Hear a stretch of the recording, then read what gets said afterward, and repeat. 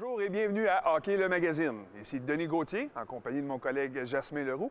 Et voici ce qui vous attend cette semaine. La chronique équipement qui portera sur les patins de gardien de but et le segment sur la glace dans lequel Martin Brochu effectuera l'exercice des ballons. Et toi, Jasmin, qu'est-ce que tu nous présentes cette semaine? Bien, moi, cette semaine, je vous présente une entrevue avec Laurent Dauphin, l'espoir des Coyotes de l'Arizona, qui a notamment été acquis en retour d'Anthony Duclair le 10 janvier dernier. Mais d'abord, on parle nutrition avec Ève Crépeau. Hockey Magazine, c'est parti!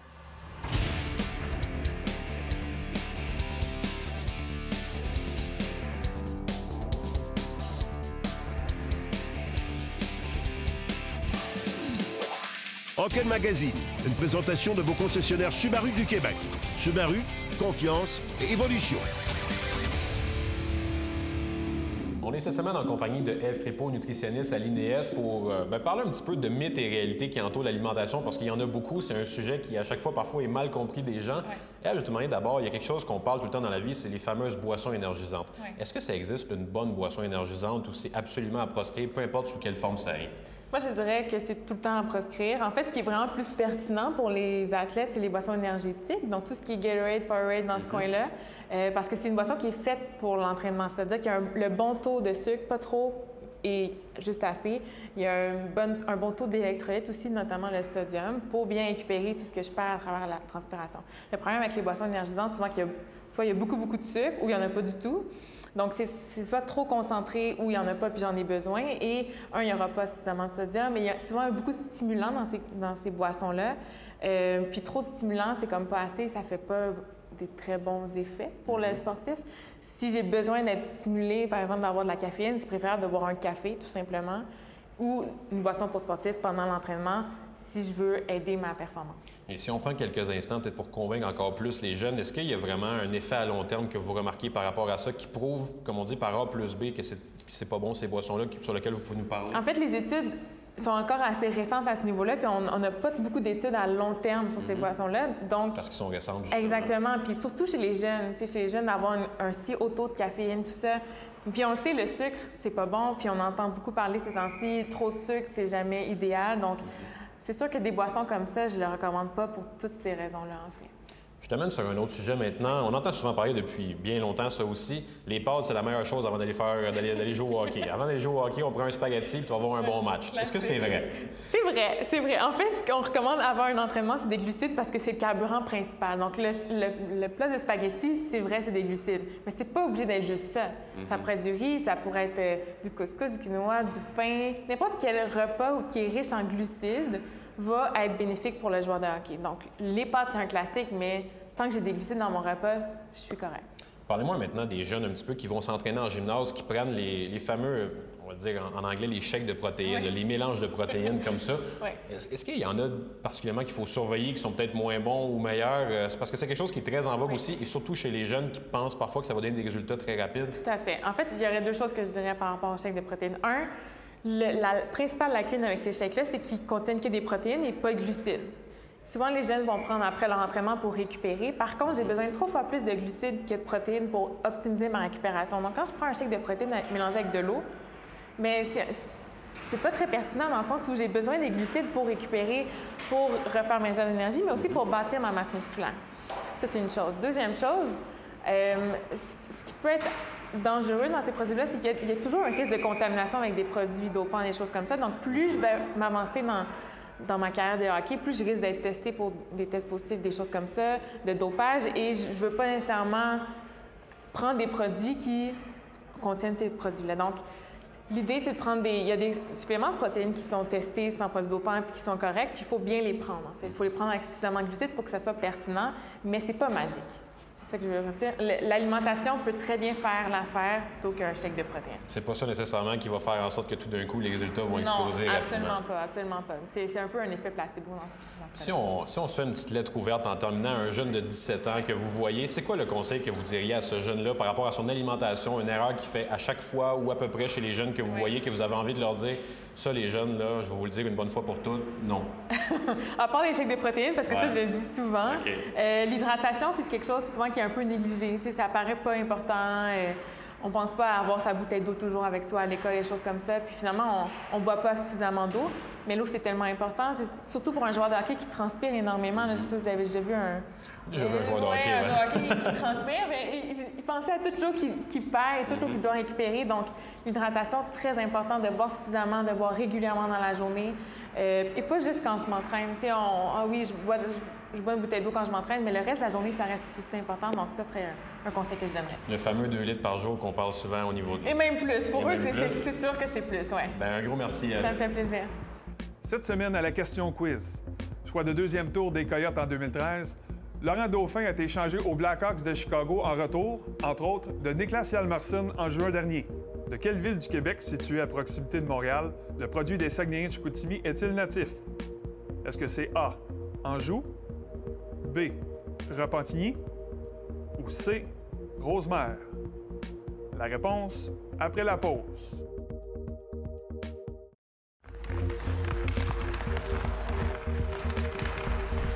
La réponse B. Natif de Repentigny, non loin de Montréal, Laurent Dauphin a joué son hockey midget 3 avec le Phoenix du Collège Esther-Blondin en 2010-2011 et 2011-2012 avant de faire le saut chez les Saguenayens de Chicoutimi dans la LHJMQ de 2012-2013 à 2014-2015. Il aura disputé 32 rencontres dans la LNH avec les Coyotes avant d'être échangé aux Blackhawks l'été dernier. Il a cependant dû débuter la saison dans leur club école avec les Ice Hogs de Rockford dans la ligne américaine. On l'a d'ailleurs rencontré dans le cadre du segment Parcours vers la LNH. Mon parcours au hockey mineur, j'ai joué à Repentigny, tout mon hockey mineur. J'ai joué à Tombe 2B, puis oui 2A. Après ça, j'ai joué Bantam 2B en première année parce qu'on pensait que c'était mieux pour mon développement que je joue plus. Puis après ça, Bantam 2A, Midget, puis Junior à Chicoutimi. Ma deuxième année Bantam a été bon pour moi. Je suis rentré confiant, puis je pense que Midget 3, c'est là que vraiment ça commence à être important. Puis je pense que les jeunes, c'est vraiment là qu'il faudrait qu'ils s'en fassent un petit peu plus avec le hockey, mais avant ça, c'est pas mal juste de s'amuser. Bon, c'est sûr, quand j'étais jeune, j'ai joué à pas mal tous les sports, football, soccer, hockey, golf, puis quand l'entonnoir se referme, t'as plus le temps de faire tous ces sports-là, mais c'est que j'ai choisi le hockey après ça. Ouais, c'est sûr que mon tournoi le plus marquant, c'est le tournoi Pee-Wee de Québec. T'es jeune, puis je me rappelle, j'étais dans la chambre avant le match, puis j'étais vraiment nerveux, puis quand tu y repenses, c'est pas grand-chose. Il n'y a pas de dépisteur au tournoi Pee-Wee de Québec, mais c'était un gros moment pour quand t'es jeune. Une personne influente. Bien, c'est sûr, mon père m'a coaché souvent au hockey mineur, puis il était dans mon entourage à chaque jour. Fait que c'est sûr, je pense que je vais dire mon père parce que c'est un très bon entraîneur de hockey, puis il m'a montré la base. Je pense que c'est l'équipe, probablement, d'être ceux plus jeunes, t'es plus individuel, puis tu fais tes choses, mais avec le temps, t'apprends que t'as besoin des autres aussi pour être avec toi, puis pour pouvoir continuer. C'est sûr, comme je t'ai dit tantôt, j'ai joué Bantam 2B la première année. On a décidé de me rétrograder pour essayer de me développer plus et avoir bien du temps de glace. Fait que c'est sûr qu'il n'y a pas tout le monde qui voyait ça du bon oeil, mais je pense que ça a été vraiment bon pour moi finalement. Idole de jeunesse, c'est sûr qu'Alex Kovalev qui jouait pour Montréal, spectaculaire, puis le fun à voir jouer. Puis quand t'es jeune, c'est ça que tu veux voir. Fait que Alex Kovalev. J'ai toujours été attaquant pas mal. C'est sûr que dans le hockey mineur, des fois, t'es gardien de but, pas d'équipement, puis tu remplaces des fois, mais j'ai vu comment c'était difficile à cause de ça, mais non, vraiment attaquant tout le long. Mon premier match, c'était en Arizona contre les Blackhawks, justement. C'était ironique un peu, mais ça a été incroyable. Tu joues contre des joueurs comme Patrick Kane et tout ça, puis c'était vraiment stressant avant, mais une fois que tu as fait ton premier chiffre, après ça, c'est vraiment le fun. Mon plus gros conseil, ça serait de faire d'autres choses que le hockey pour pas arriver, même si t'as beaucoup de talent, pour pas arriver professionnel puis être tanné de jouer puis pas avoir de motivation. Je pense que c'est vraiment de pas trop mettre de pression sur les jeunes puis les laisser aller dans d'autres choses aussi. Puis si ça donne qu'ils aiment plus le hockey, bien, ils vont aller là-dedans. C'est Xavier Ouellet. Vous regardez Hockey le magazine à RDS.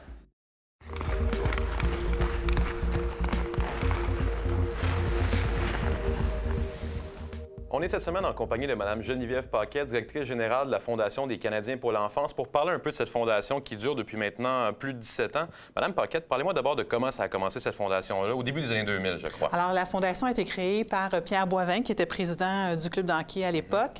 En fait, l'idée, c'était de créer une entité pour concentrer, si tu veux, tous nos efforts communautaires, philanthropiques sous un chapeau.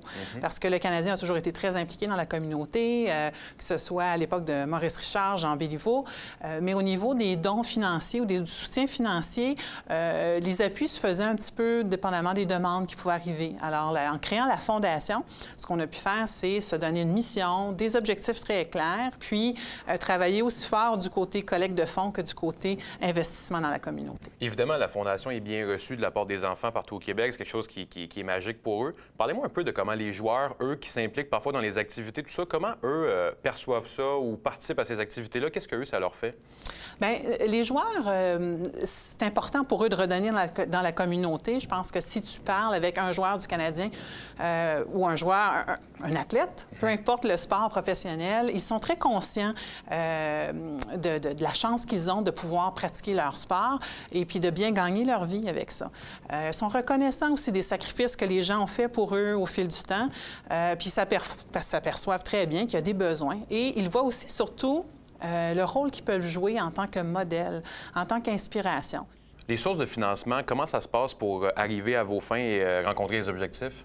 Bien évidemment, la Fondation, c'est un OBNL comme n'importe quel autre. Alors, on a différentes activités. Il y a des activités traditionnelles comme le tournoi de golf du Canadien, des tournois de golf que nos joueurs organisent également.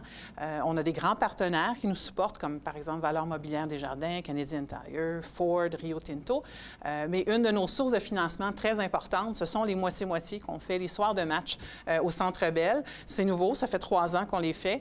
Et ça représente, je pourrais dire, là, à peu près 40-45 des sous que la Fondation peut recueillir. Et ça nous permet vraiment d'assurer une rentrée d'argent régulière pour pouvoir subvenir aux besoins qu'on veut supporter dans la communauté.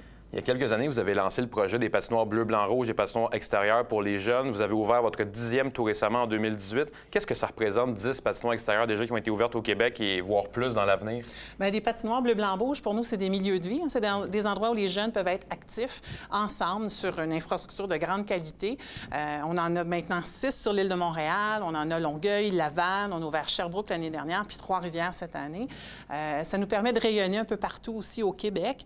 Mais vraiment de montrer aux jeunes qu'il y a un endroit où tu peux aller bouger en amis, tu vas être encadré, puis s'assurer aussi avec les municipalités, puis les organismes locaux, les écoles, qu'il y a des activités encadrées pour eux avec des adultes. Je vous demande en terminant, en 2018, on s'en va vers quoi maintenant? C'est quoi les prochains objectifs? Qu'est-ce qu'on a à l'horizon? Alors, en 2018, bien, on espère continuer de venir en aide aux jeunes parce que les besoins sont très grands. Au Québec, les statistiques sont encore alarmantes au niveau de l'obésité, au niveau du manque d'activité physique chez nos jeunes. Alors, bien sûr, toujours des patinoires bleu, blanc, rouge. Donc, la création de milieux de vie. On espère vraiment que les patinoires vont devenir des communautés bleu, blanc, rouge. On a plusieurs activités autour de ça. Alors, dans l'avenir, ça va être de travailler fort avec toutes les villes, les arrondissements où on a implanté nos patinoires, et puis d'être à l'écoute des besoins de la communauté, puis voir comment on peut... Ils sont sûrement différents, peu importe où au Québec, c'est des besoins différents aussi. Exactement. Je pense que ça va toujours faire la force d'une entreprise ou d'une fondation qui veut aider sa communauté, d'être à l'écoute de ses besoins et d'être en mesure d'y répondre le plus précisément possible. Bien, Mme Paquet, merci beaucoup pour votre temps, puis la meilleure des chances pour 2018. Merci beaucoup. Cette chronique équipement vous est présentée par le Trio Hockey, Sport Rousseau, Hockey Expert et l'Entrepôt du hockey. Cette semaine, à la chronique équipement du Trio Hockey, je suis en compagnie encore de notre spécialiste Éric Dupont pour le 2e de 3 segments portant sur l'équipement de gardien de but. Cette semaine, on va s'attarder principalement aux patins. Puis ça, il faut se le dire, c'est une pièce d'équipement qui a beaucoup évolué au cours des années. Effectivement, Denis. Est-ce que tu te souviens des patins que Gump Worsley ou Johnny Bauer portaient? Non. C'était comme une bottine de cuir avec un poteau coupant. Avec des poteaux avec une lame, puis c'était coupant. C'était vraiment, vraiment différent d'aujourd'hui. Ça a beaucoup changé. Il faut vraiment le dire, là, on a l'impression qu'on se répète semaine après semaine, mais chaque pièce d'équipement évolue constamment. Effectivement, les patins de gardien ont été vraiment similaires pendant longtemps. Mais je te dirais, depuis 2 ou 3 ans, ça a beaucoup changé. Puis maintenant, les gardiens portent de plus en plus attention aux avantages d'avoir un patin performant. Bon, mais sans plus attendre, j'aimerais ça que tu nous présentes les modèles que tu veux nous montrer aujourd'hui. L'an dernier, Bauer a révolutionné le patin de gardien avec le Supreme RS. Cette année, la série Vapor reçoit des technologies similaires avec le patin 1X. Parfait pour le gardien rapide dans ses déplacements. De 3 mm plus haut, il permet de rester en position offensive et de bien envelopper la cheville. Il a également plus de flexion, alors que la pièce moulée insérée dans la languette offre un avantage au gardien en agissant comme un ressort. De plus, la semelle en composite et l'intérieur de la bottine en composite curve réduisent le poids et augmentent la rigidité. Finalement, tout comme la série Suprême, les patins de gardien Vapor sont équipés du porte-lames Vertex Edge. Il y a une paire de patins qui, soit dit en passant, est disponible dans les modèles X900 et X700. Il y a aussi, la plupart des patins aujourd'hui sont plutôt rigides, mais ça ne plaît pas à tout le monde. Non, c'est pas tous les gardiens comme qui aiment les patins rigides. Donc, CCM propose encore la version Ribcore, qui est un patin plus souple. Ici, on y va avec le modèle 50K Pump. Il s'agit d'une technologie qui, d'ailleurs, est encore appréciée des gardiens. Son quartier Ribcore Elite de calibre pro utilise la flexion pour générer un maximum de puissance. Il est composé d'une doublure avec cuir suédé collant et clarino, gardant ainsi le pied au sec et le talon solidement ancré. Sa languette Tri-Guard est légère et avec protection contre la pression des lacets pour un ajustement et un confort maximal. En terminant, il est aussi muni d'une coquille ProLite GS avec insertion de carbone contre les impacts. Oui, et c'est aussi disponible dans les modèles 44K et 40K également. Qu'est-ce que tu peux nous dire aussi des nouveaux patins de chou? Je pense qu'il y a une nouvelle option qui s'offre aux gardiens de but cette année. Exactement. Depuis peut-être 2 ans dans la Ligue nationale, les patins VH sont devenus de plus en plus populaires.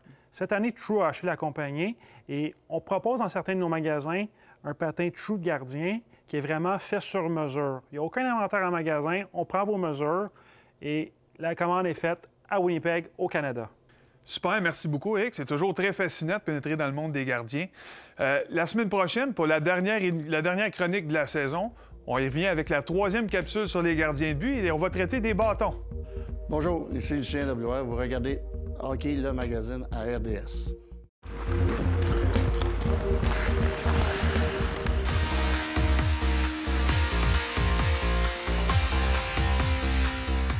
La chronique sur la glace est une présentation de Captorder, hygiène du sport. Captorder passe à l'action. De retour à Sur la glace avec Martin Brochu. Martin, être gardien de but, ça a l'air simple, pas beaucoup de déplacements, mais il y a beaucoup de technicalité. Mais aujourd'hui, c'est pas nécessairement quelque chose qui va nous aider à arrêter des rondelles que tu veux parler. Tu as trouvé une façon créative pour nous amener à arrêter des rondelles. Bien, effectivement, on va travailler avec un ballon. Aujourd'hui, on va mettre le bâton de côté, ce qui va permettre aux gardiens de but de travailler côté athlétique un petit peu plus. Donc, on sait aujourd'hui les gardiens de but sont très athlétiques.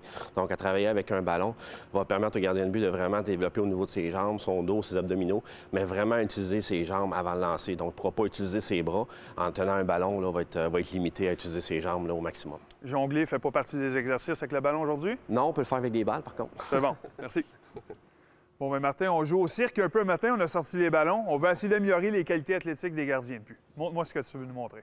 Bien, c'est un bon point. Effectivement, on va travailler au niveau athlétique un petit peu avec des ballons comme ça. Le gardien de but enlève complètement son bâton, n'utilise pas son bâton. On peut utiliser des rondelles. 2 rondelles, je pense que tous les entraîneurs ont des rondelles sur les glaces normalement. Donc, ça peut être en zone neutre, ça peut être n'importe où sur la glace. Si un gardien de but, c'est des demi-glaces, un gardien de but dans les filets, l'autre gardien de but peut travailler sur le bord de la glace juste avec un ballon et 2 rondelles. Donc, pour le premier exercice, ce que j'aime travailler avec un ballon, c'est qu'on travaille beaucoup au niveau de la posture, on travaille beaucoup au niveau de la position de base. Donc, Justin va prendre une bonne position de base. On ne veut pas que le ballon soit collé sur nous. On va avoir le ballon un petit peu éloigné. Donc, pas trop large au niveau de sa position de base, très important. Et on va effectuer un déplacement en T de l'autre côté. Pouce en T, boum, hop. Donc, parfait, excellent. On s'assure que nos 2 pieds sont bien positionnés. On revient de l'autre côté. Pouce. Avec un ballon comme ça, il va utiliser beaucoup ses jambes. Donc, il n'a pas le choix, ne peut moins utiliser son corps et ses bras. Il va travailler au niveau des jambes, et c'est ce qu'on développe beaucoup au niveau de cet exercice-là. Est-ce que le ballon a tendance à nous faire pencher vers l'avant? Ça devient plus difficile, question posture pour le gardien de but? Très bon point. Ça arrive très souvent, en fait, que le gardien de but... C'est pour ça qu'on travaille beaucoup la posture, travaille beaucoup la position de base avec le ballon. Donc, le gardien de but doit conserver, utiliser bien ses jambes, bonne position de base. Et on ne veut pas un exercice... On veut pas que ça soit trop rapide. On veut que ce soit tranquillement. On prend une pause comme ça ici, c'est très bien. Une pause, une seconde, on revient de l'autre côté. Donc, c'est très simple comme exercice. Par contre, c'est de la technique. Parfait. Ça, c'est beaucoup plus... On y va avec la qualité et non la quantité. Right? Exactement. C'est pas un exercice juste cardio. On va demander au gardien de but d'aller papillon, tourner ses hanches et de pousser en T de l'autre côté. Explose de l'autre côté. Excellent. Il y a ses 2 pieds en haut de demi-cercle. On va faire la même chose de l'autre côté. Descendre papillon, bonne position de base, exactement. Excellent, continue, même chose. Explose de l'autre côté. Dernière fois. Ce que tu regardes précisément, c'est position des jambes, le corps. Y a-t-il d'autres choses qui sont importantes ou que l'entraîneur doit porter attention? Bien, c'est certain qu'au niveau de la position de base, on veut s'assurer que le gardien de but n'est pas trop penché, comme tu as mentionné. Ouais. On ne veut pas que le gardien de but soit trop large au niveau de sa position de base. On veut s'assurer aussi que le gardien de but a les 2 pieds sur le demi-cercle et non pas un pied à l'intérieur, donc pour couvrir vraiment les angles, le bas de la glace. Donc, c'est certain que c'est un exercice qui va travailler beaucoup le niveau des jambes et c'est un peu l'objectif de cet exercice-là. Parfait. Donc, on va aller voir le prochain exercice après. Oui. C'est bon. Dans cette partie-là, Martin, tu as ajouté 2 joueurs. Il y aurait des tirs au filet. Explique-nous un peu ce que tu veux démontrer. Donc, dans la deuxième séquence, on va demander au gardien de but de bien pousser sur le premier lancer. Donc, il va pousser pour être face à la rondelle, pousse, freine, déplacement en T. On va demander aux joueurs de tirer bas. On ne veut pas avoir de lancer haut pour un exercice comme celui-là. Là, c'est vraiment un lancer bas, faire la première arrêt. Et par la suite, il va y avoir un deuxième retour. Le gardien de but va être bien centré, effectue l'arrêt, utilise ses jambes pour se déplacer son corps devant la rondelle. Donc, il va faire l'arrêt pour le deuxième lancer. On va lancer bas. Donc, on demande aux tireurs, encore une fois, de garder les rondelles basses. C'est pas un exercice pour les tireurs, c'est un exercice pour le gardien de but. Donc, le gardien de but utilise bien ses jambes, suit son retour sur la dernière rondelle, par contre. On peut aller un peu plus rapidement. Pousse, freine, bien centré, boum. Excellent, il se relève pour le dernier lancer. Donc, le gardien n'a pas le choix, ne peut pas utiliser ses bras pour son déplacement, doit vraiment utiliser ses jambes, pousser. Donc, le cerveau, en fait, c'est la programmation au niveau du cerveau qu'on travaille en même temps et de la force des jambes. Dernier coup.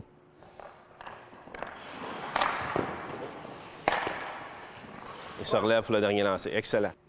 Alors, Martin, là, on a vu que le gardien de but utilisait un ballon de 3 kg. Évidemment, à la maison, on peut être un peu plus créatif. On a des ballons, des balles, même un gant de hockey qui est plus léger pour les plus jeunes. On peut varier le poids, mais il faut toujours être un petit peu consciencieux de l'âge et de la grandeur des joueurs. Donc, Martin, merci beaucoup de ton temps, de ta chronique. Et nous, on se revoit la semaine prochaine. Voilà qui met un terme à cette émission de Hockey le magazine. La semaine prochaine, Jasmin Leroux s'entretient avec Sylvain Guimont, docteur en psychologie du sport, qui parlera de la relation parent-entraîneur. Et aussi le parcours vers la LNH de l'actuel entraîneur-chef du Canadien, Claude Julien, la chronique équipement qui portera sur les bâtons de gardien de but et le segment sur la glace avec Patrick Boileau qui présentera l'exercice bloqué au filet. Tout ça et bien plus à Hockey le magazine. Hockey le magazine vous a été présenté par vos concessionnaires Subaru du Québec. Subaru, confiance et évolution.